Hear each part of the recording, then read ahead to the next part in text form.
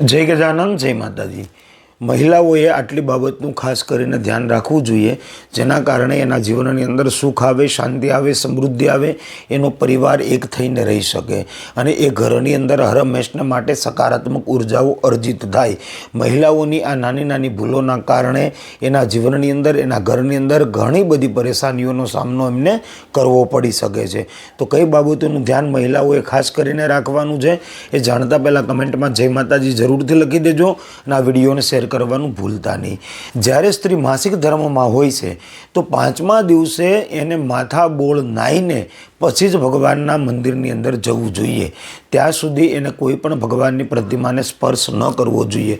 એ 5 દિવસ દરમિયાન તમે ભગવાનની ભક્તિ કરી શકો છો, કીર્તન કરી શકો છો, સ્મરણ કરી શકો છો, નામજપ કરી શકો છો, પણ 5 દિવસ પૂર્ણ થયા પછી તમારે વાળ ધોઈને 5મા દિવસે ભગવાનની પૂજાનો આરંભ કરવો જોઈએ।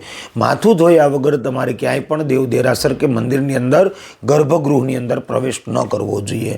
ત્યારબાદ મહિલાઓએ સંબંધ બાંધ્યા બાદ પણ, એટલે કે મૈથુન કર્યા પછી પણ માથાબોળ સ્નાન કરીને જ તમારે ભગવાનની નજીક જવું જોઈએ અને ભગવાનની ભક્તિ કરવી જોઈએ। મૈથુન થયા પછી આપણે અશુદ્ધ છીએ તો અશુદ્ધ અવસ્થામાં આપણે ભગવાનની નજીક ન જવું જોઈએ।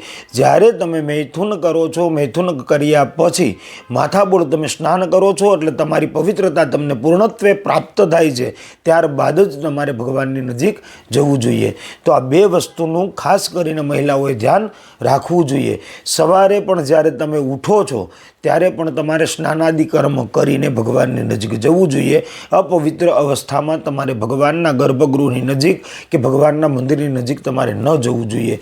દરેક ઘરની સ્ત્રીઓએ સવારની અંદર ઉઠતા વેત પહેલું કર્મ સ્નાનાદિ કર્મ કરવું જોઈએ।